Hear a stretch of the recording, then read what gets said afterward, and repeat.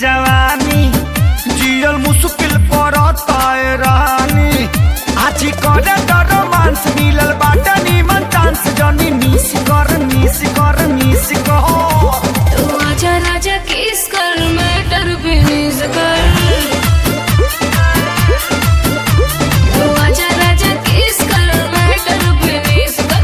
आजा राजा किस कर matter finish कर।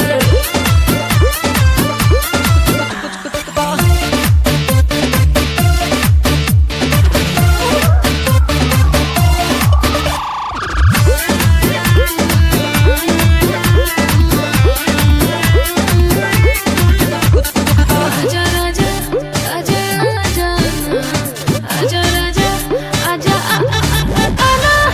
देखी के फिगरी चढ़ता फीवर काम न करता लीवर हो। जितना करता मन उतना नहाला बहुत ब्यूटी के रिवर हो। इहे बाटे हमर मांग तनी प्यार वाला भांग दे द पीस कर पीस कर पीस कर। तू आजा राजा किस कर मैटर फिनिश कर।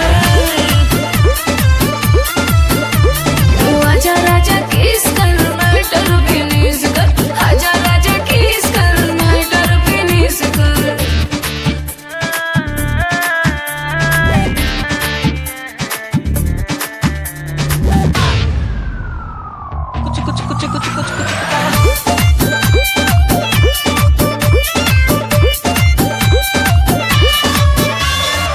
टच से हो जाला मनवाई कच हो हट तू बाड़ू तू मच हो।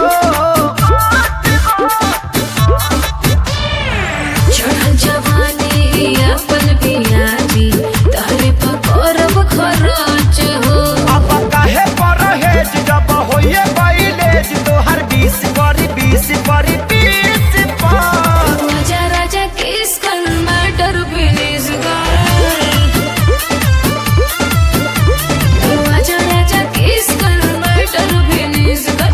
आजा राजा किस कर मैटर फिनिश कर। तोहर माटी के खाती जवानी जियल मुश्किल करता है रानी।